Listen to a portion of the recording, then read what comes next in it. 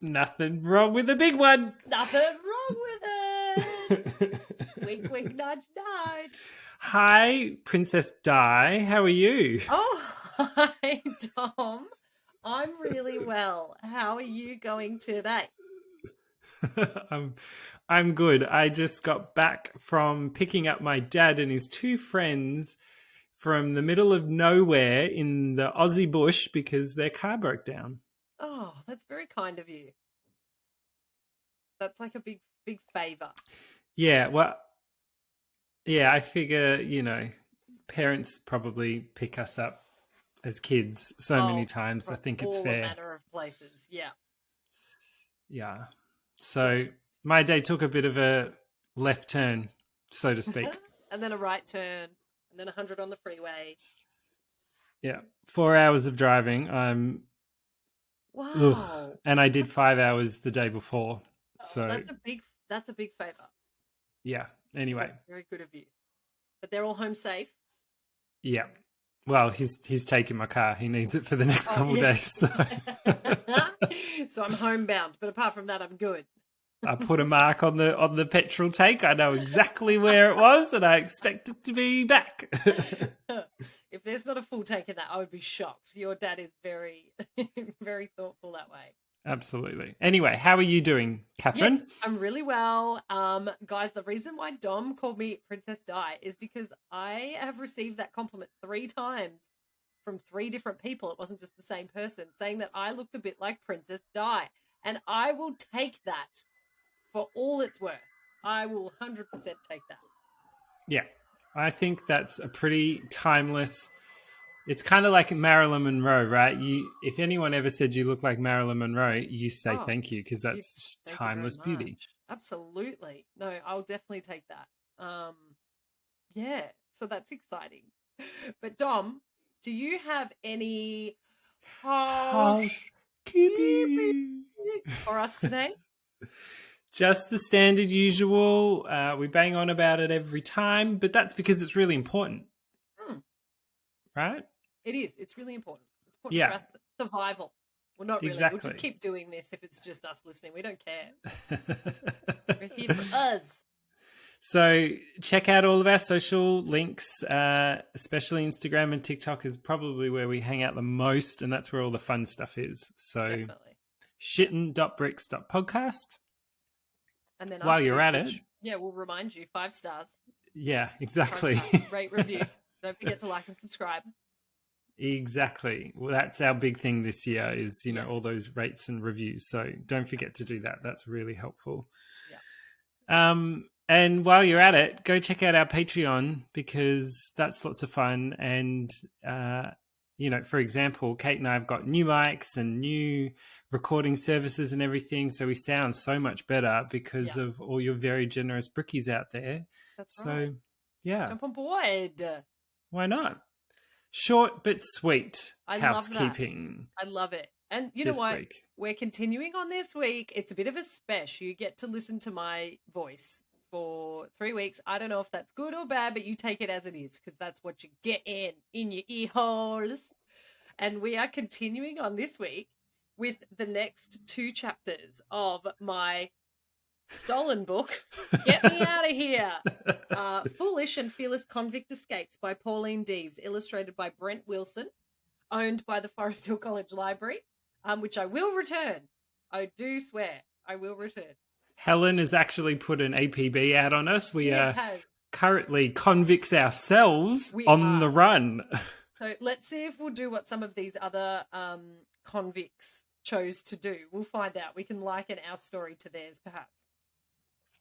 Just before you do, Kate, I was doing a bit of research on our previous episode. Well, not more research, but just getting all of our socials and fun stuff cut and edited. Yeah. And I found out that James Porter was called the Larrikin. And I don't know if it's the first time that's ever been used. I'm sure it hasn't. It isn't. But supposedly that whole story of him escaping and, getting caught again when he was asleep and then coming back. It's quite a famous story. That's so cool. I love that. I'm glad that we've got like the little condensed story version of it, but there's so much out there. It's so exciting. Yeah, so I'm here for continuing this on for another couple of weeks, Kate. Bring Yeah. it. Give me more stories. Australia has such a rich history. I got you. But yeah. We can do it. I'll get into it. Shall I start? So we're talking about the phobia, chronophobia. When I say we're talking about it, that's what I've likened to these stories. And chronophobia is the fear of time passing or the fear of time. So it's very common in prisoners, was also very common for people during COVID-19 because we were essentially all prisoners in some way, shape, or form. So everything was taken away from us. So chronophobia is the phobes. I always like to touch on that. And today I'm going to start off for you with the story of Billy Hunt. At all related to Helen? No, I don't think so. I mean, maybe. He was born in, date of birth unknown. So maybe, maybe. And he was an actor. So it runs in the family. There you go. I was All just right. comparing Kate to Helen Hunt as well. Her hair That's true. reminded me of Helen Hunt. Yeah, it's got a bit of a Twister vibe. But anyway. That's what we digress. So the person I'm going to talk to you about, his name, George Hunt, also known as Billy Hunt. How do you get Billy from George? Yeah, that's a stretch. Yeah, but there's I know none William, of the letters in one name as there are in the other. Nah. I just thought of a really dumb joke too. I was like, how do you get Billy from George? And then my first thing was, you asked very nicely. Actually, no, that's a bad joke. Okay, he was, date of birth is unknown. His birthplace is probably London. That's it. Probably London, England. Occupation, he was an actor. His description, there's no physical description of Billy Hunt. So I'll post this delightful illustration that's been done, which I absolutely love, by Brent Wilson.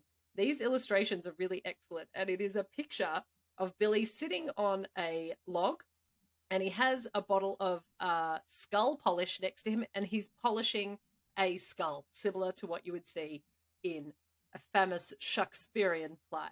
Oh, interesting. Yeah. Now, Billy's crime was stealing a handkerchief. And in his little illustration, he's polishing said skull with that handkerchief, I would imagine. He was sentenced to 14 years, 14 years in jail, Gaol, Gaol. And he was transported to Van Diemen's Land. Now, we would know from last episode, Van Diemen's Land was the original name of Tasmania, now known as Tasmania here in Australia. Billy arrived in Australia in 1825, and he escaped from the Port Arthur penal settlement. Penal. Penal. Okay, here's Billy's story. Billy Hunt knew he was a genius. Not all his neighbours agreed, but what do they know? They were horrible people. Thieves, murderers, forgers, and kidnappers. Some even claimed to be pirates. If you put down your plate, someone would steal your breakfast. That sounds like something your dad would say. It does. That's it. Don't put your plate down, I'll steal your breakfast. That my dad doesn't sound like that, just for the record. Say something out of turn and someone would punch you. That was the trouble with living in a jail. Back home in England, Billy had been an actor. But then the police said that he stole a handkerchief and he had to go to court. The magistrate decided to punish Billy by sending him far, far away from home. That's how he ended up in Van Diemen's Land. Even then, he didn't learn his lesson and he got into even more trouble. So he was sent to Port Arthur prison. It was a dreary place compared to the bright lights of London. And they had to work all day at boring jobs like road building. Building. Billy tried reciting some Shakespeare while they worked, but this seems to make the other convicts grumpy. Doth art thou where's my pen? Whereest the road builderers, for art thou being grumpy. Yeah, that would have made me grumpy too. I'm like, mate, this job's hard enough. You can stick your Billy Shakespeare in your back pocket. I don't care for it. Shut up. Now, Billy knew that he had the brains to escape. Others had tried, but few had succeeded. The Port Arthur prison was on a piece of land jutting out into the sea. Escape that way seemed impossible, but they were because there were supposed to be sharks out there. Besides, not many people knew how to swim. Fair enough. The peninsula, actually, on that, as an Australian, and I think we've mentioned this before, and probably, but I know that there are a lot of people from the UK where swimming is not particularly high on the priority list. Yeah. Because there's not a lot of time, spent at beaches necessarily, or spent at swimming pools or things like that. It's not part of the primary school curriculum as it is here in Australia. So because we're an island, they feel like it's a good idea for us to know how to swim. So that, in primary school, you go like grade 1, 2 and everything like that. You have swimming lessons you have to pass your little clim swim tasks. You get a little booklet, like a passport. You got to check off all your little dealy whackers. Yeah. So cute. What was the platypus one? I did the platypus one. I can't remember it, but I've still got my certificates. Do you? Oh my God. I'm sure my mum would have ours too. I'm sure of it. Yeah. But it's also really common. Hey, yeah, I still had to do compulsory swimming up until year 9. Oh, wow. Yeah. Of course. And your school had a pool, didn't it? Did you, like in 7 and 8, did you swim there or? Yeah. Yeah. So, okay. Yeah. Because I went to, a posh school. Yeah. It was an outdoor pool back then. I think they've got an indoor one now, but, imagine an all boys year 7, year 8 and year 9 forcing them to all put on skimpy little Speedos and jump into a pool once a week for like at least 2 terms. Jesus. Yeah. So we're all reasonably proficient swimmers, despite the school we went to. I mean, we were all just tossed into the pool when we were infants. That's it's a fair crack. I think every person should learn how to swim because I think even just the basics, at least global warming. Swimming. Yeah, global warming. We'll all just be scuba diving to work eventually. All right. So, besides, not many people knew how to swim, so they're not going to swim out into the shark-infested waters. The peninsula was joined to the mainland at a very narrow point called Eagle Hawk Neck, where dogs and guards stopped any escape. So they seem to have this prison planned a little bit better than the previous ones that we've spoken about. Some prisoners had tried to escape by boat. Others had tried to walk out into the freezing water and go around the dogs. The guards had to put out more dogs on rafts. The guards had to put out more dogs on rafts that floated on the sea. Oh. They're like pirate dogs. They're pirate dogs. I wonder if they had a little patch, a little maybe they had little hook paws, little boots on, like Puss in Boots. Yeah, little vests. Oh, little swords, like tiny little swords in their little collars. Oh, could you imagine Archie with a little life vest on? Archie is Dom's sister's dog. He would be the best. He'd be the captain of everyone. I call him Pesci because he looks like Joe Pesci. Joe Pesci was a dog. It's the same attitude as well. Yeah. Oh, yeah, for sure. So there's dogs out on little rafts out on the water, so it made it really tricky for these prisoners to think about escaping. Never mind the sharks in the water. Let's put dogs on rafts and just float them out into the ocean. They'll be fine. Now, Billy the genius, as he called himself, I love a self-appointed nickname, he had a brilliant plan. He planned to hop right out of jail. How's he going to do that? Hop, okay. He's going to hop. Is there a clue in there? I don't know. Look, sometimes the cooks in the jail's kitchen made kangaroo stew for the prisoner guards. So he knew that there'd be some spare skins around. There's a clue. Are you fucking kidding me? He stole a kangaroo skin. He practiced hopping. If that's not the most Australian thing I have ever heard. Oh my gosh. So he thinks as well that this had to be his greatest performance ever. The other convicts thought he was mad. Hopping mad. Now, Billy waited until it got dark. That's when all the convicts were coming back to work in the mines, in the forests, and at the shoe factory. It was busy and noisy. He had hidden the skin at the back of a woodpile well out of sight. He walked slowly over the pile and slipped behind it. He took a big breath of fresh air and then put on his smelly costume. Oh, yuck. Nobody noticed a lone kangaroo hopping off into the bush. I could imagine him just being like, "Oh, no, that wasn't good enough. I need to. Can we start again?" I need to rehearse. Sorry, guys, take two. I've just got to. I'm not being the kangaroo. I'm just around it. I need to be it. Let me just really think here. What's my motivation as a kangaroo? Motivating? Just escape. It was simple but quite hard work. Once Billy was behind the trees, he stopped for a break. He needed another breath of fresh air. It was a bit gooey inside the kangaroo skin. Ooh. Billy sat down on a log. Kangaroos don't sit on logs, but Billy was sure he would not be seen. Could you imagine that? A kangaroo. Folks, kangaroos don't work like that. They don't sit on things. They sit on their tails, if anything. Yeah. They use their tails, which are wildly strong, to lean on back of, and their tails can support their entire weight so that they can kick their legs out in front of them to defend themselves. So they're not sitting. There's not, like, the way they're made, there's not a no. They don't really have a butt. They're just like all legs and tail. I could imagine this Billy going, not having an audience and being like, I need to hop in front of some guards just to make sure that I'm giving a real performance. Am I giving kangaroo? Am I serving? Come on, give me some feedback. Now, Billy was sure that he wouldn't be seen, and why hop at all in this dark place? He would just walk for a bit. Good plan. Imagine seeing a kangaroo just all of a sudden go, fuck this.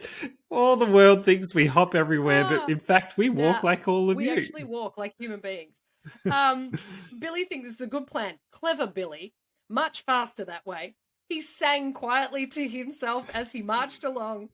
After his escape, he would go back on the stage and become famous for his brilliant voice. He might even write a book about the way he escaped, or maybe not. Perhaps he could become an expert on kangaroos. Charles Darwin's got a job for him. Billy heard a sound. He stopped. Was it a possum, or a bird, or a lizard, or was it the guards coming after him? He was getting closer to the crossing point now. 10 more minutes and he'd be free. He could hear the rattle of dogs' chains, and he could see the fires lit in barrels from one side of the land to another. There were even fires on rafts floating in the nearby sea. I hope that they were barrels and not... Yeah, dogs. Dogs stoking their paws, warming their paws next to a barrel. Oh, God. This is tough work. Oh, my gosh. Okay, so he could see the fires. There were fires on the rafts. It was bright as day. He would have to hop past the dogs in full view of the guards. This guy's too much. Billy needed a rest before his final dash. He saw a thick patch of wattle and hopped in. His legs ached, his knees ached, his feet ached, and he had a lot more respect for kangaroos. He could hear the guards talking to each other. They were planning their dinner, roo stew. Oh, it sounded delicious. Billy had eaten roo stew a couple of times when he worked in the country, but in the jail, the guards kept the best food for themselves. He could almost taste the delicious meat, the potatoes and the onions and the salty gravy. Billy supposed the guards must have shot a roo earlier that day. What a stupid roo it must have been. All that country out there, and it must have bounced right in front of the guards, making it easy for them to shoot it. Suddenly, the guards jumped up and looked in Billy's direction. I saw it, one said. Me too, yelled another. Ugliest roo I've ever seen. He hopped right into the wattle bushes. Crack! A shot hit the top of the tree near Billy. A twig broke off and leaves fluttered down. They were being quite careless with their guns, thought Billy. Not safe at all. Crack! A second shot. This is not what Billy had planned. He peeped through the bushes. 6 men had muskets pointed right at him. Jesus. Imagine if a female roo came along and just started having a crack at him. I know. Wattle bushes, roo stew, ugly. Oh dear.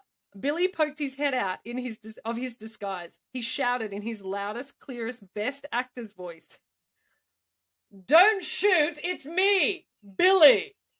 That's my best, clearest, loud actor's voice. Do I pass the Yeah. test? Thank you. Yeah, projection was on point. Put up your paws. Stand where we can see you, shouted a guard. Billy walked out. No point hopping now. The guard stared. That's no roo. It's a bolter. What is he wearing? And what about our roo stew? They marched Billy back to prison. At least they didn't make him hop. Womp womp.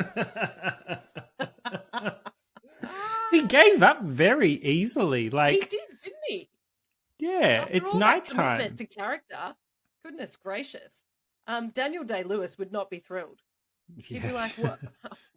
How did they even know that it was a human? If I was doing it, I would have been a kangaroo for months prior, just around the campsite, around the jail. Leonardo Tom. DiCaprio's studying kangaroos as we speak. Dom, would you like to know what happened to Billy? Oh, all right. You know, the other two I was interested in, but this Billy's I know. bit of a dingus. I'm not shocked at this outcome for poor Billy, but Billy never did escape from Port Arthur. Shock. Doctors decided that he was mentally ill and he was admitted to a lunatic asylum where he died in 1846. Oh, Billy. Oh, that's kind of horrible because So's Billy. he's just a creative little sensitive soul. He was, who just wore the skin of a dead animal to try to escape. But there's been, like, crazier things, I'm sure. Absolutely. Like, and clearly he almost pulled it off. I know. He did. If they hadn't have been hungry, he probably would have got away. Like, Kate, not to make light of the subject, but that's pretty much what we do here. I think you and I would have been committed, or without a doubt. Whatever the word. I mean, I barrack for an AFL team called the Kangaroos. Like, I can really, invest a bit of my effort into that, I would think. Okay, here is a fun fact about the prison at Port Arthur. Okay. Convicts who kept escaping or who did not behave were sent to harsh or isolated places such as Norfolk Island, almost 1,700 kilometres northeast of Sydney, Moreton Bay in Queensland, or Port Arthur in Tasmania. Port Arthur was one of the most feared prisons in Australia. Prisoners there could be placed in solitary confinement, fed only bread and water, or forced to do hard labour. As well as growing their own food and building their own accommodation, they mined coal and made shoes, boats, bricks, and many other useful items to send to Hobart. The prison was thought to be escape-proof as it was surrounded by shark-infested waters. This did not stop prisoners, tired of work, hunger, and cold, from trying. A boys' prison at Port Pure, P-U-E-R, Port Pur. Yeah. A boys' prison there held children as young as 9. Ooh. The boys learnt to read and write, that's handy, and were taught trades which they would be useful when their sentence were over. They learnt to be brickmakers, shoemakers, tailors, blacksmiths, coopers, and carpenters. They built their own prison with handmade bricks. That's a bit insulting, don't you think? Guys, we're going to put you in a prison. At the moment, it's just a land of dust, but we really believe in you that you can build your very own prison. So let's go ahead and do that, and then we'll lock you up in it. How does that sound, lads? We all in? Let's do it. I don't know if in today's world we would trust or empower prisoners to build their own prison. Well, especially in this book where it's about, convict escapes. Maybe don't give them the opportunity to just pop a little, sliding door in one of the and a little pergola out the back. Now, they were asked to, make their own prisons with the handmade bricks. Sadly, most of their buildings no longer survive. This is because the mortar they used to join the bricks contained no lime, so it was brittle and it cracked easily. The main How is your lime doing, by the way, Kate? Shh! You can't speak so loudly, Dom. Okay, sorry. I will take a photograph of my lime tonight. I won't use a flash. I wouldn't dare, and then we can post it on our social media. Okay. Okay. but we can't talk too much about the one lime I have on my 4-year-old tree that has never once sprouted a fruit. I will look at this one and we will put it on social media. That's enough about the lime. Sorry. I'm very sensitive about that lime. I want to make one frickin' margarita with my one lime. That's my dream. Okay, the main prison for the most hardened convicts at Port Arthur was known as the separate prison. They got a boardroom of people together for that, didn't they? Yeah. What's that one over there that's separate from all the other ones? Oh, that's the separate prison. Oh, good. Yeah, good name. Write that on the paper. Yeah, prisoners at the separate prison were not allowed to speak to or even see each other. They were forced to wear hoods over their heads when they left their cells.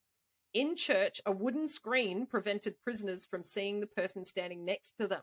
Oh, this is like almost like COVID already. Yeah. The system was meant to give prisoners a chance to reflect on their crimes but it caused many to become mentally ill. Yeah, you don't have interaction with people. You'd go a bit cuckoo caca, I think. Yeah. The prison had a graveyard on the Isle of the Dead, again, another aptly named location, in the middle of the harbour. Vegetables for the prison were grown on top of the graves. Fertile No. soil? Not, Should I try that with my lime tree? If you've got a spare corpse hanging around? Not on me, but, where there's You've a will, stolen a horse lately?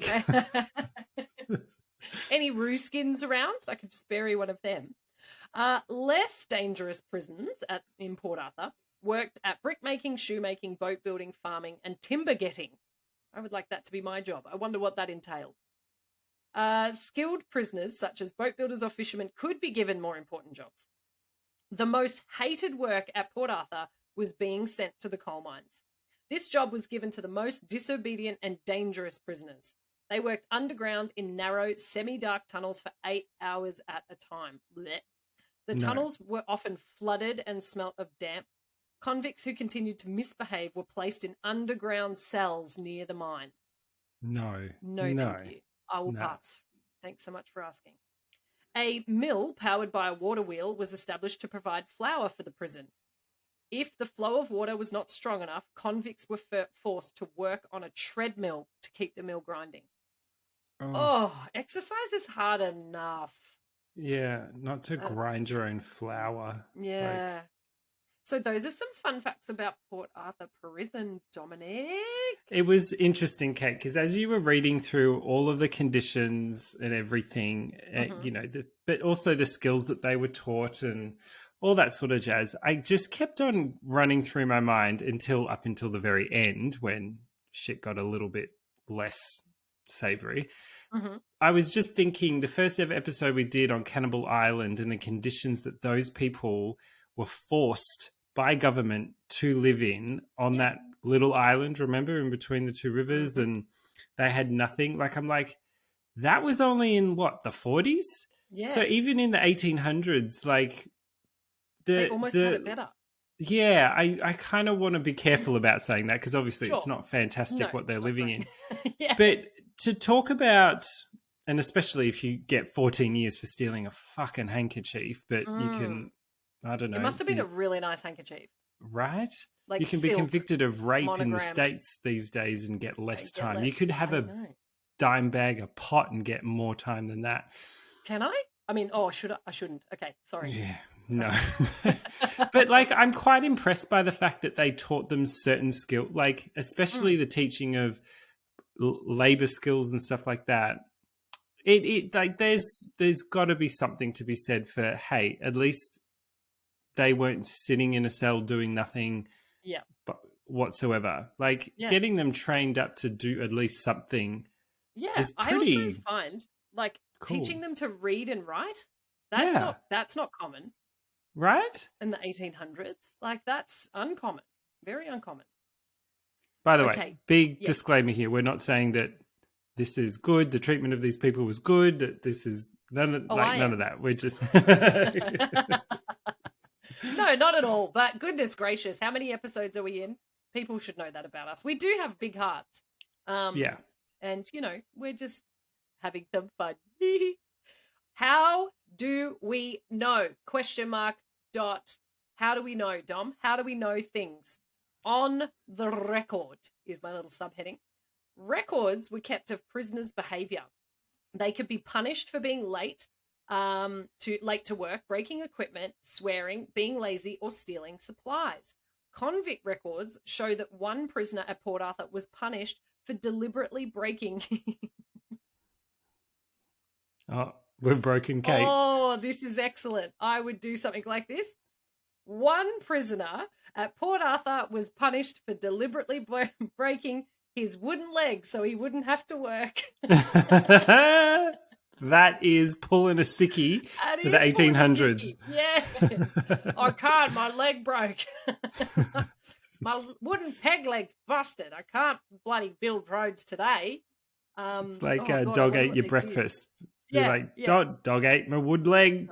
Dog ate my wood leg. Can't do it. Do you want to learn some lingo? These are takeaways. I love this. Here we go. This is great. What do you think, Dom?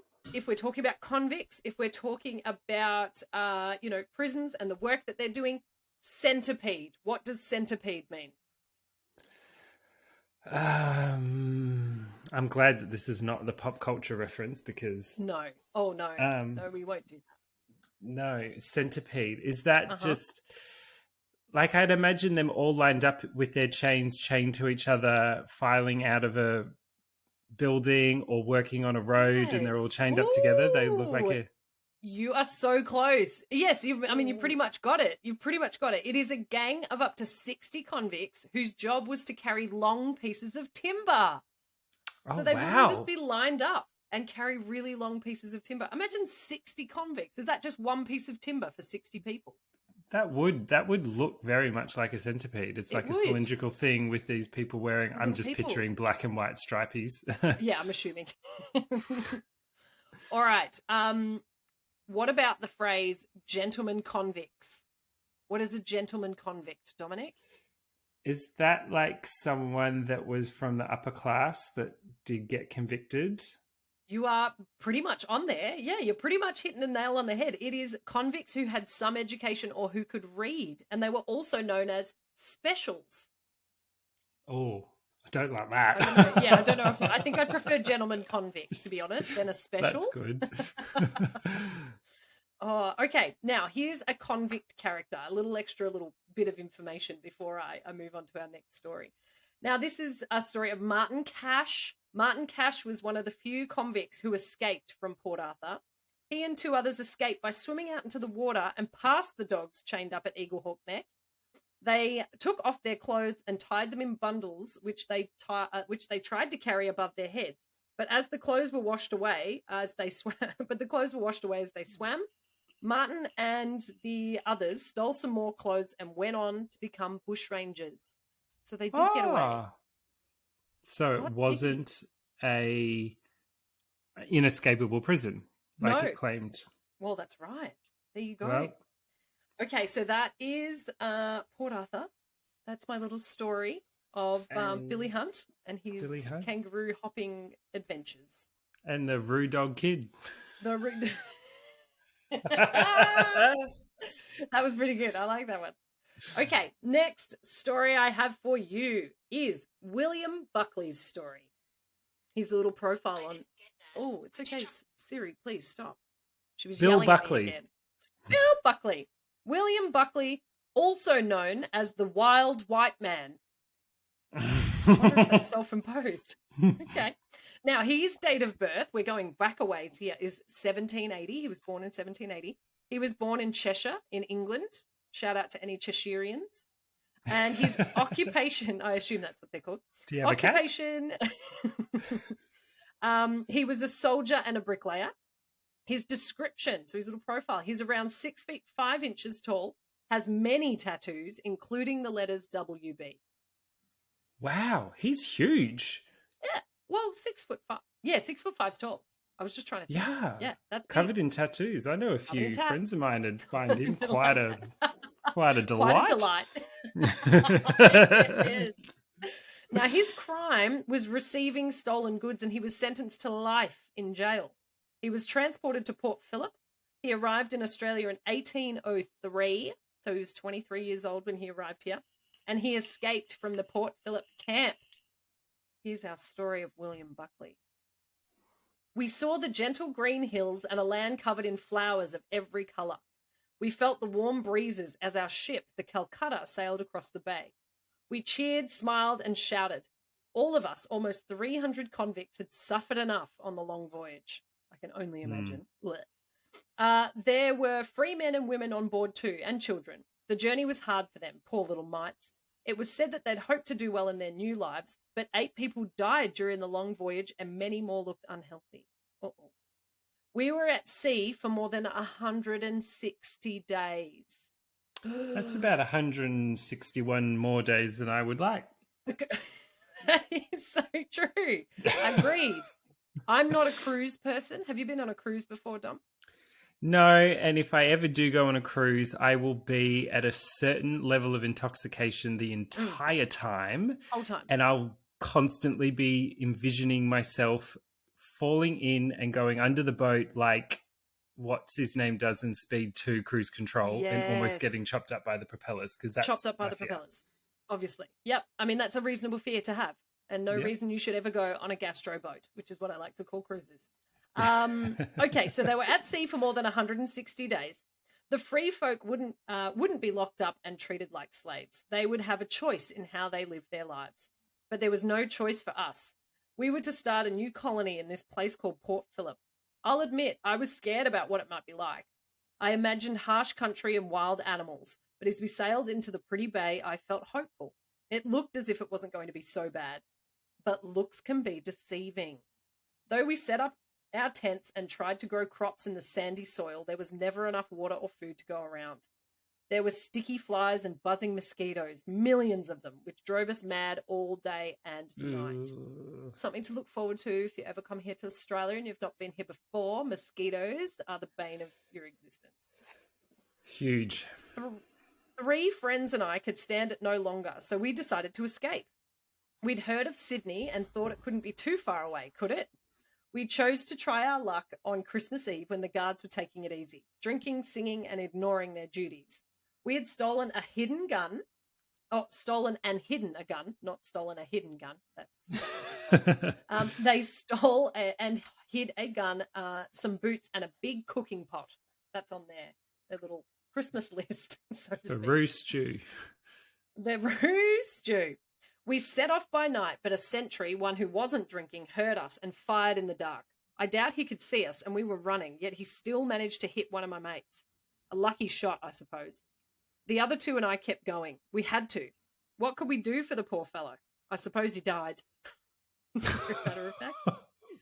We pushed on, staying out of sight and eating what we could find. Before long, we were hungry, thirsty, and very tired. We threw away our pot because it was too heavy to carry. Why you'd take a ginormous cast iron pot as your list of things anyway? But okay, good for them. They threw it away. We decided to surrender. So they threw away the pot and they're like, nah, it's too hard. We headed for the bay and saw the Calcutta in the distance. Perhaps a guard on board would send a small boat to rescue us. We used our shirts tied to poles to signal the ship, but it seems that nobody saw us. At night, we lit a fire, but it was ignored. How silly is that? 3 convicts try to surrender and they refused to take us back. My 2 mates decided to try and reach the ship by walking back the way we'd come. Not me. I changed my mind about surrendering and decided to keep going. Good on you, Billy. Good on you, Billy. Now, after a while, I came to a place where I could shelter under rocks. I built a hut out of branches and leaves. Now, remember, William was a soldier and a bricklayer. So he has like trade experience and also probably somewhat survival kind of experience, I guess, in a limited sense. I'm sure everyone at that time, you know, like, it's you kind of living off the land anyway. Yeah, pretty much to survive. Lots of agricultural pursuits. Now he's so I built a hut out of branches and leaves. I ate berries, shellfish, and a soft creeping plant that spread over the soil. At night, the eerie sound of native dogs howling kept me awake. There was also another sound, a strange grunting like a pig. Eventually, I worked out that it came from the native bear, a small grey creature found high in the trees. Oh, it's Folks, our beloved little koala. it could have been a drop bear, and they are no joke. Yeah, they're not a joke. And if they're No. grunting, that means they're real cross. So you don't Yeah. want to be anywhere near. You don't want to be seen by a drop bear if it's grunting. Because if it They're on the sees you, it hunt. will drop. They are on the hunt. Yep. They will come and get you. Like, don't move. If you hear that noise, stay still. In fact, lie on the ground because it's less intimidating to them. Kate, should we try and give an example of what the grunting of a drop bear sounds like? Sure. Shall I go first? No, I almost went full gorilla. Yeah. Dom, you go, and I'll find the actual sound of it, but you go. Because I feel like I always get them mixed up with the possum grunt, which is, I think possums sound more scary. Like a koala's like a...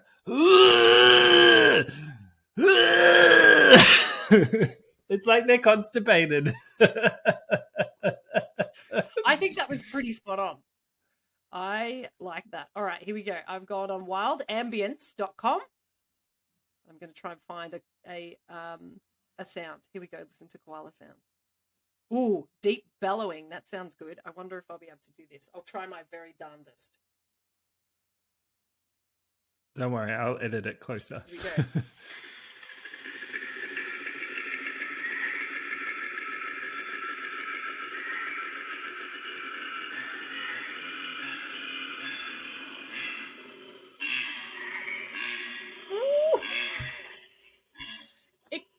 That's creepy.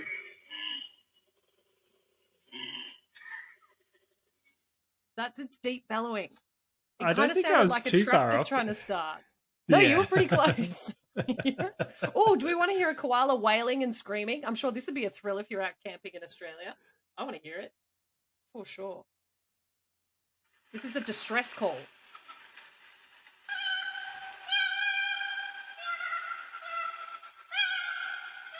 Sounds like a bird.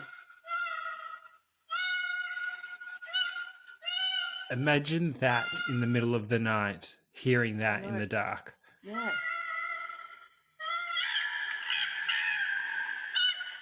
Sounded a bit monkey-like then. Oh my God. Okay, so that is the wailing, screaming call, also known as a distress call. Koalas often make this sound when bickering with another koala or disturbed or alarmed by another species. Oh my God, we're learning so much today. I know. Sorry to interrupt. Sorry, no, not at all. That was a good little detour. So William has, heard the native bear, small grey creature found high in the trees. In the summer, the hut was warm enough, but soon winter was coming and the gales from the sea were bitterly cold. I decided to move on. I was soon hungry and weak. One day I came across a small mound of earth with a spear stuck into it. I took the spear and used it as a walking stick. I had to rest often. After a short nap one afternoon, I woke to find Aboriginal people standing over me. They smiled and beckoned me to follow them. I was afraid at first, but then I realized they meant me no harm. They took me to their camp, allowed me to shelter in one of their huts, and gave me the name Murrungurk.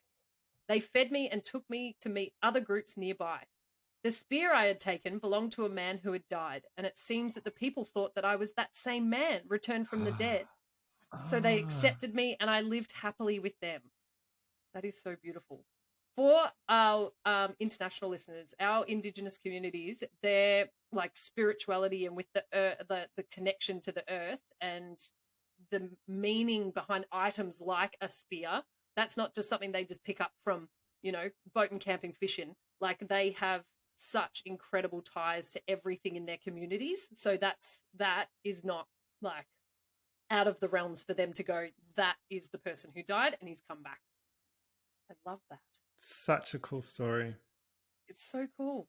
Now, sometimes I heard white people nearby, men from fishing boats, men exploring the land, but I was afraid to approach them as they might have arrested me and taken me to prison. Besides, I was happy with my new people. I became a good hunter and wore a cloak of kangaroo skins to keep out the chill winds. Now, this isn't like a kangaroo skin we were talking about earlier. These are proper clothing items that were prepared in a way where they could wear them and take warmth and comfort from the Not men. appropriating kangaroo No, culture. This is no, that's correct. This is the original. Many years came and went. I don't know how many. We didn't use the English calendar, but I knew that many seasons had come and gone. My beard almost reached to my belly. But one day I heard some of my friends were planning to visit the encampment of newly arrived white people on Balloween. They were curious about who these people were, with their white sailboat and whether they were ancestors. They wished to welcome, offer, and share their culture and assist if possible. Oh, that makes me feel so sad. I decided to go to the white people's camp and hope I could make them understand. They were very surprised to see me. They were afraid, I think. My clothes, my beard, and the strange sounds I was making startled them. Perhaps I should have left my spear and clubs behind. They gave me some bread to eat, and I showed them the mark I had on my arm, WB. Then I found myself saying words that felt strange on my tongue, words I hadn't spoken for 32 years. William Buckley, I said, my old name. wow. That long he spent with this community. Now, just as a proviso, it has on this page here that this chapter has been reviewed by the Wadawurrung Traditional Owners Aboriginal Corporation. So this is not a story that has been appropriated. It has been reviewed and approved for publication. So I just Great. I was just about to ask. I started Google searching what is the name of the traditional owners from that area. Yeah. So and it's what happened to William. This shares a little bit more information, so I'll share what happened to William. The Aboriginal people that William lived with were the Wadawurrung people. Through living with them, he learnt how to speak their language, which plants to eat, and where to find water. After William met the white people at the camp, he left his Wadawurrung friends.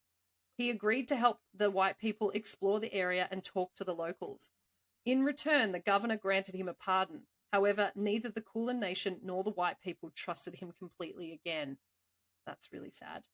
William left Port Phillip, called Naarm by the peoples of the Kulin Nation, and went to Hobart in Tasmania, where he worked as a storekeeper and as a gatekeeper at the Cascades Female Factory.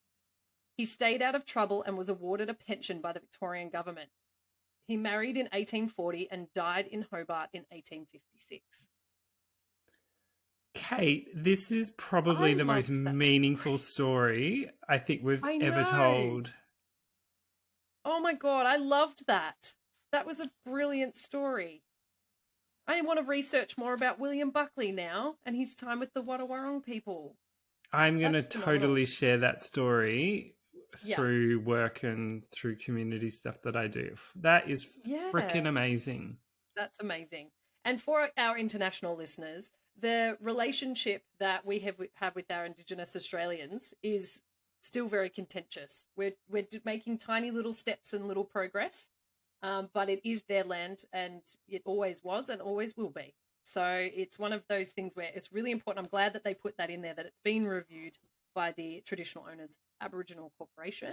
And that was such a great story for that. But I'm disappointed that he chose to then help the white people by using the skills he'd learned in language and being able to hopefully prevent any kind of conflict or anything if he was there, if he was able to translate for them, and if they met any of the other tribes and I know that all the dialects are very different, but at least he would have been maybe he would have been able to do some good work.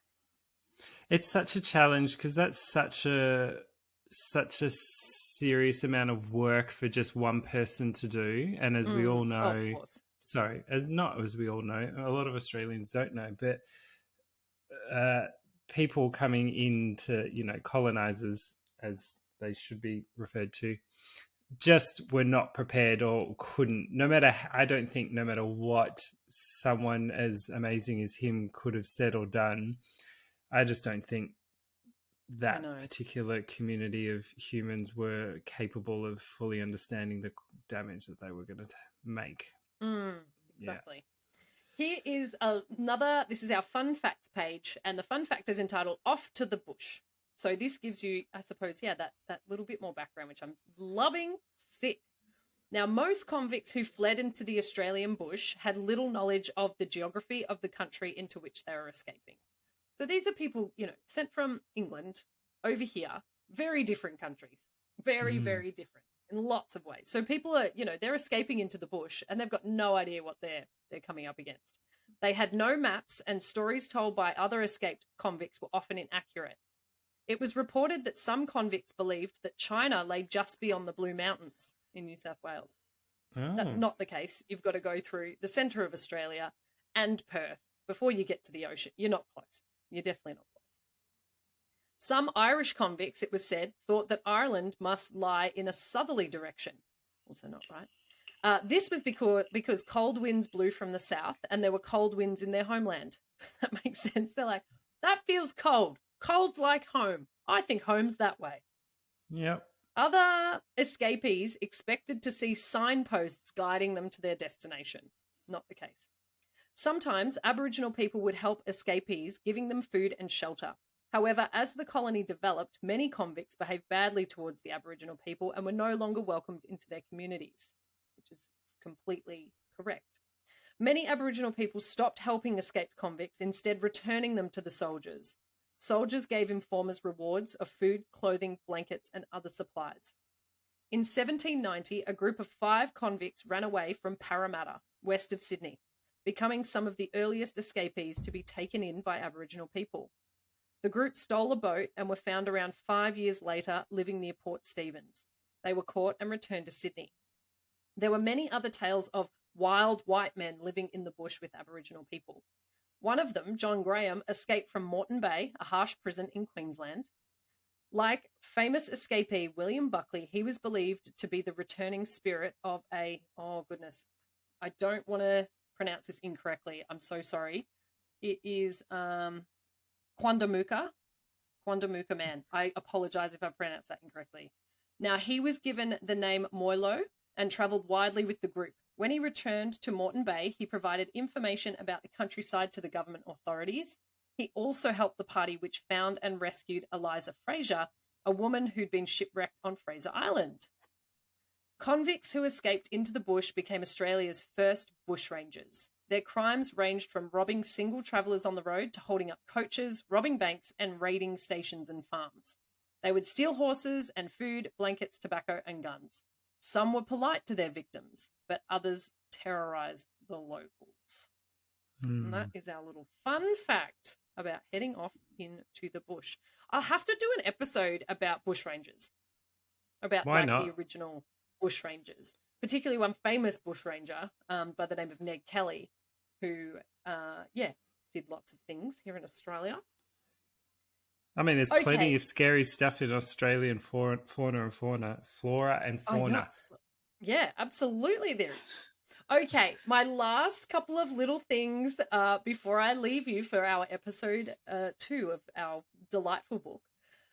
Convict characters. Here's 2 other little snippets of characters. Edward Davis, probably not his real name, in brackets. He was an escaped convict who may have been Australia's only Jewish bushranger. He was known for the gentleness with which he treated his victims and from robbing for the rich to give to the poor. He's like Robin Hood. Edward arrived in Sydney in 1833 and worked at Hyde Park Barracks. He escaped 3 times and was caught, but after his 4th attempt, remained at large. He formed a gang in the Hunter and New England area. He would not let his gang use violence. However, in 1840, while robbing a store in Scone, one of the gang members panicked and shot someone. Townspeople captured the gang after tracking them to their hideout. Edward and his gang were sentenced to death. Oh. Sorry, Edward. Bushranger life, though. Bushranger life. And the other little snippet story is John Black Caesar. Now, John Black Caesar is sometimes called Australia's first bushranger. He was of African heritage and grew up in England. He was charged with theft and given a sentence of 7 years, arriving in the colony of New South Wales on the first fleet. John escaped into the bush several times and in 1795 formed a gang of bushrangers with others who had bolted. He raided the homes of people in the Sydney area until the government offered a reward of 5 gallons of rum for his capture, and he was shot by colonists in 1796. How about that? It's our own version of the Wild Wild West, but it's Wild It Wild is. South East. I know.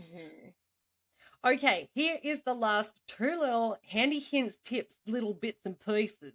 How do we know? Prisoner portraits. Sketches were sometimes made of convicts, including those who had been executed. Surveyor Wedge, that's a person's name? It is. Surveyor Wedge, whom William Buckley assisted, made some sketches of the famous escapee. Today, they can be found in the State Library of Victoria. Cool. I need to go to the State Library. Yeah. And finally, learn the lingo. Dominic, what does the phrase bail up mean? Bail up. Is that like, I want to think it's something like being, if you're in a bank and someone's come in to rob the bank and you've been bailed up at a place, like you're caught up, you're stopped, and You pretty held much up. nailed it. Yes, like you held pretty up. much nailed it. So to bail someone up is to stop someone so they can be robbed.